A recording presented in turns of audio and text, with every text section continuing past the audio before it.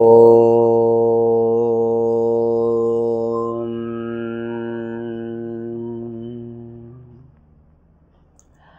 అందరికీ నమస్తే. ఈరోజు మనం వేద మంత్రము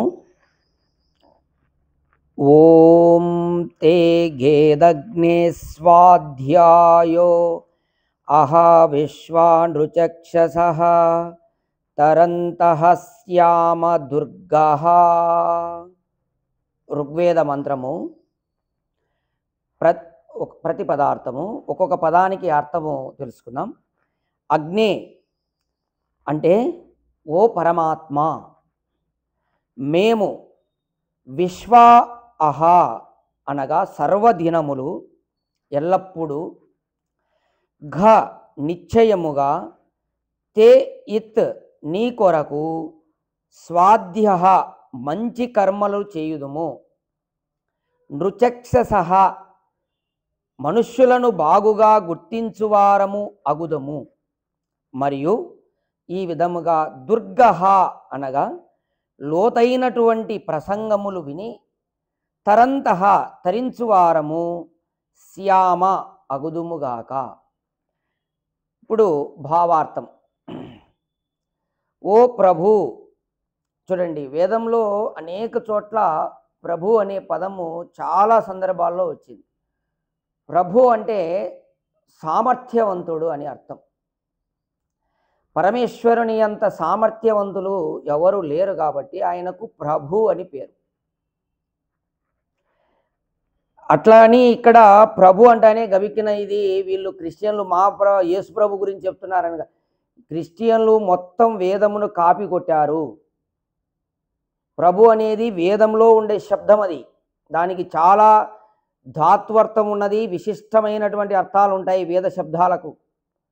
కావున ఇక్కడ ఓ ప్రభు అంటే పరమేశ్వరునికి, సృష్టికర్తకు ప్రభు అని పేరు. సర్వకాల సర్వ అవస్థల యందును మీ కొరకే మంచి కర్మలను చేయుదుము. చూడండి ఇక్కడ పరమేశ్వరుడు చెప్తున్నాడు మనము ఎలా ఉండాలి అనే విషయంగా చెప్తున్నాడు. సర్వకాల సర్వ అవస్థల యందును అంటే ఏ కాలము యందైనా కానీ, ఏ అవస్థల ఏ రోజైనా కానీ ఎల్లప్పుడూ మీ కొరకే మంచి కర్మలను చేయుదుము. అంటే మనము పరమేశ్వరుని పొందడం కొరకు మంచి కర్మలను చేయుదుము. ప్రతి క్షణము ప్రతి కర్మను నీకే సమర్పించుచు నిన్నే పూజించుచు జీవించుట ఎంత సుఖమయముగా ఉండును. చూడండి, మనం చేసేటటువంటి ప్రతి కర్మ యందు కూడా మనము అతనికి అర్పించి చేయాలని చెప్తున్నాడు. భగవంతునికి అర్పించిగిన మనము చేసినప్పుడు మనము ఎంత సుఖమయంగా మనము జీవిస్తాము, చాలా సుఖమయమైనటువంటి జీవితాన్ని జీవిస్తాము అని చెప్తున్నాడు. ఎప్పుడు భగవంతునిని పూజిస్తూ భగవంతునికి అర్పించి మనం కర్మలు చేస్తే ఈ జీవనము సాత్వికము, శాంతము, సుఖమయమునై ఉండును. అంటే మనము చేసే ప్రతి కర్మ భగవంతుని అర్పితంగా చేసినప్పుడు, భగవంతునికి సమర్పణాపూర్వకంగా చేసినప్పుడు ఆ యొక్క కర్మ యొక్క ఫలితం ఎలా ఉంటుంది? సాత్వికము, శాంతము, సుఖమయమునై ఉండును. చూడండి, మనం చేసే కర్మలు మనకు సుఖాన్ని ప్రసాదించాలి, శాంతినివ్వాలి, అలాగే సత్వగుణం కలిగినవై ఉండాలి, సాత్వికంగా ఉండాలి. దాని ఫలితం అంటే మనం ఏం చేయాలి? భగవంతునికి అర్పించి కర్మలు చేయాలి.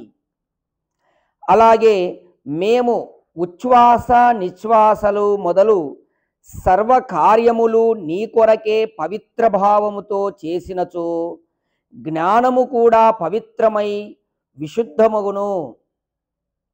చూడండి, ఇక్కడ ప్రాణాయామం గురించి కూడా ఈ మంత్రంలో పరమాత్ముడు చెప్తున్నాడు. ఉచ్ఛ్వాస నిశ్వాసలు అంటే, ఉచ్ఛ్వాస అంటే వదిలే గాలి, తీసుకునే గాలి. నిశ్వాస అంటే వదిలే గాలి. ఈ విధంగా వదిలే గాలి, తీసుకునే గాలిని కూడా మనము ప్రాణాయామ పూర్వకంగా గిన చేసినట్లయితే ఆ విధంగా సర్వ కార్యములు నీ కొరకై పవిత్ర భావంతో చేసినచో, ఆ విధంగా మనము ప్రాణాయామాన్ని కూడా చేసినచో జ్ఞానము కూడా పవిత్రమై విశుద్ధమగును.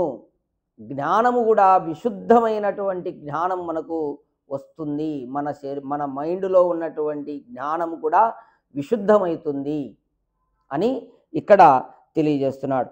అప్పుడు ప్రతి వస్తువును, మనుష్యుని మాటను నిర్లేపముగా శుద్ధ స్వరూపముగా చూడగలము.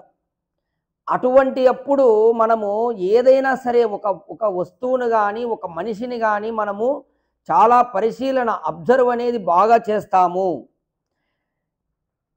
శుద్ధ స్వరూపముగా చూడగలము. ఈ విధముగా ఉత్తమ కర్మలు విశుద్ధ దృష్టి కలవారమై ఓ పరమాత్మ దుర్గాహ్యమైనటువంటి లోతైన విషయములను కూడా తేలికగా గ్రహించువారము అగుదుము. ఆ విధంగా మన జ్ఞానము ఎప్పుడైతే విశుద్ధమై ఉంటుందో, శుద్ధమై ఉంటుందో, అప్పుడు మనకు లోతైనటువంటి విషయాలు కూడా బాగా అర్థమవుతాయి అనేటటువంటి విషయంగా చెప్తున్నాడు. లోతైన విషయములను కూడా తేలికగా గ్రహించగలిగిన వారమగుదుము. కొంతమందికి కొద్దిగా లోతైన విషయాలు, ఆత్మ, పరమాత్మ, ప్రకృతి, ఇవి చాలా లోతైనటువంటి విషయాలు అందరికీ అర్థం కావు. ఎవరికి అర్థమవుతాయి? వారికి జ్ఞానము శుద్ధం కావాలి. అలాగే వాళ్ళు చేసే కర్మలు పరమాత్మనికి అర్పణపూర్వకంగా ఉండాలి, విశుద్ధ కర్మలై ఉండాలి. అప్పుడు వారికి లోతైనటువంటి పరమేశ్వరుడు, అలాగే జీవులు, ప్రకృతి, ఈ లోతైన విషయాలు కూడా బాగా తేలికగా అర్థం చేసుకుంటారు.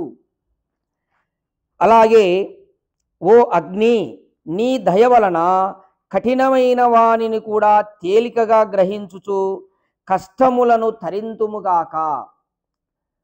ఓ అగ్ని, అగ్ని అంటే పరమేశ్వరుని నామం. ఓ అగ్ని, నీ దయ వలన, పరమేశ్వరుని దయ వలన కఠినమైన వానిని కూడా తేలికగా గ్రహించుచు కష్టములను తరింతుముగాక. అంటే మేము కష్టాల నుండి బయటపడుదుముగాక. ఎప్పుడు? ఆ పరమేశ్వరుని మనము తెలుసుకున్న నాడు ఈ విధంగా జరుగుతుంది, పరమేశ్వరుని యొక్క దయ వలన. కాబట్టి ఇక్కడ ఫైనల్గా ఈ మంత్రములో భావార్థాన్ని ఏమిటంటే, మనము చేసే కర్మలన్నీ కూడా పరమేశ్వరునికి అర్పణం. అంటే ఈశ్వరార్పితంగా చేస్తూ ప్రాణాయామాన్ని బాగా చేసినప్పుడు మనము విశుద్ధమైనటువంటి జ్ఞానం మనకు వస్తుంది. అప్పుడు ప్రతి వస్తువు యందును కూడా, అలాగే ప్రతి మనిషిని కూడా మనం బాగా పరిశీలన చేసి, అబ్జర్వ్ చేసి గమనిస్తూ ఉంటాము. దేన్ని తేలికగా తీసిపడేయము. మంచి విశుద్ధమైన దృష్టి కలవారం అవుతాము. అలాగే లోతైనటువంటి విషయాలను కూడా మనము బాగా తేలికగా గ్రహించగలిగినటువంటి సామర్థ్యము మనకు లభిస్తుంది. కావున మనం ఏం చేయాలి? మనం ఈశ్వరార్పితంగా కర్మలు చేయాలి. దానివల్ల ఇంత ప్రయోజనం జరుగుతుంది. కావున ప్రతి కర్మ యందు కూడా మనం గమనించి ఇది భగవంతునికి అర్పించినట్లుగా కర్మలు చేయాలని చెప్పేసి, ఆ విధంగా అవి కూడా ఏంది భగవంతునికి అర్పించి కర్మలు చేయాలి? మంచి కర్మలు చేయాలి, చెడ్డ కర్మలు కాదు. ఇప్పుడు ఒక అతను దొంగతనం చేస్తాడు, నేను భగవంతునికి అర్పించిన అంటే ఇది కుదరదు. మంచి కర్మలు, యజ్ఞం చేస్తావు, లేదు ఎక్కడైనా అన్నదానం జరుగుతుంటే దానం చేస్తావు, లేదు ఇంకొక ఎక్కడైనా అనాథలకు, ఆశ్రమాలకు డబ్బులు ఇస్తావు. ఇటువంటి మంచి కర్మలను భగవంతునికి అర్పించి చేయాలి. అంటే అర్పించడం అంటే ఏమిటంటే అక్కడ నువ్వు ఏమి కోరవద్దుగా, అదే భగవంతునికి అర్పితం. అంటే మనం మళ్ళా అక్కడ చేసిన తర్వాత దానం చేసి మళ్ళీ నాకు అక్కడ నా పేరు అక్కడ రాయండి, లేదు ఆ చేసినటువంటి దానాన్ని గురించి అందరికీ చెప్పుకోవడం, నేను ఆడ 1,00,000 రూపాయలు దానం చేసిన అన్నదానం కాడ అని అందరికీ చప్పట్లు వేసుకోవడము, ఇది భగవంతునికి అర్పించిన కర్మ కాదు. ఆ భగవంతునికి నీ మనసులో అనుకోవాలి, ఈశ్వరా ఇది నేను నీకు అర్పించి చేస్తున్నా, దీనివల్ల నాకు ఏ విధమైనటువంటి ఫలితము నేను ఆశించడం లేదు అని ఎవరైతే చేస్తారో మంచి కర్మలను, వారికి ఇటువంటి లోతైన విషయాలను తెలుసుకునేటటువంటి విశుద్ధమైనటువంటి జ్ఞానం కలుగుతుంది. వారు తేలికగా గ్రహిస్తారు. ఏది? ఈ యొక్క పరమాత్మతత్వాన్ని, ఆత్మతత్వాన్ని, ప్రకృతి తత్వాన్ని తేలికగా గ్రహించగలుగుతారు అటువంటి వ్యక్తులు అని ఇక్కడ దానివల్ల ఏమవుతుంది? కష్టముల నుండి తరిస్తారు అని పరమాత్ముడు తెలియజేస్తున్నాడు. కావున ప్రతి ఒక్కరు కూడా మంచి కర్మలను పరమేశ్వర అర్పితంగా చేయాలి. ఓం తత్సత్.